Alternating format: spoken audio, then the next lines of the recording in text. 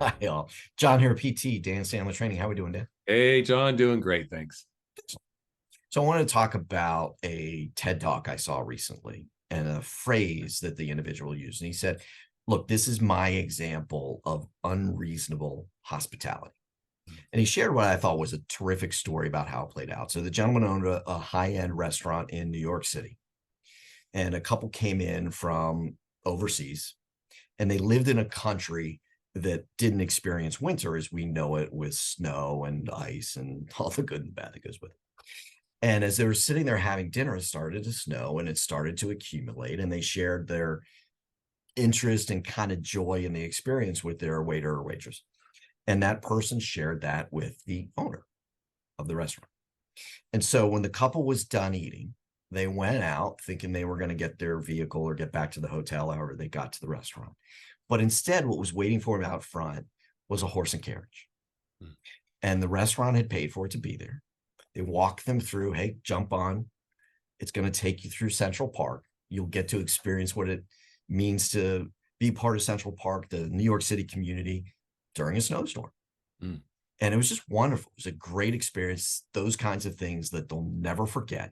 They'll probably forget the people. They'll probably forget what they ate for dinner, but they won't forget that event. Mm. And they'll rave about it. They'll tell anyone that'll listen about what played out. Now, I understand not all of us can do a horse and carriage every time, and there's economics to it. But how do you create sort of that unreasonable hospitality experience where people leave and keep talking about it because it's hard to forget and they loved it? Mm-hmm. So it just got me thinking, in that sales world, what kind of things we could share that may help people do those creative behaviors, if you will.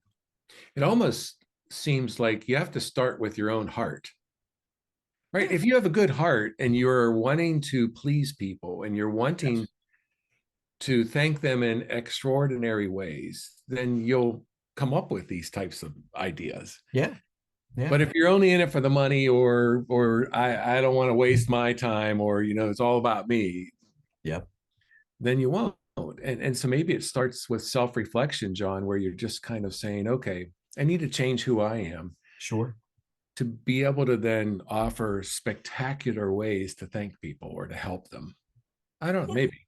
And I think a lot of people in that sales, and oftentimes they don't just own the sales role, they own the service role or the success role.